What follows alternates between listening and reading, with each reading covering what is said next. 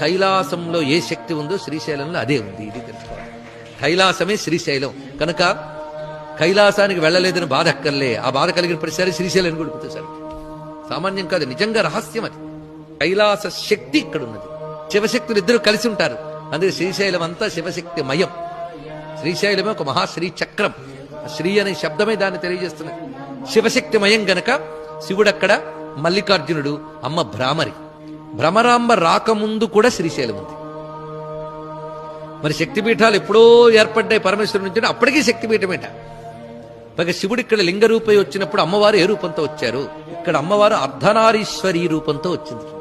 మొట్టమొదటి ఉన్నది అర్ధనారీశ్వరి, గౌరీదేవి ఆ రూపంతో వచ్చింది.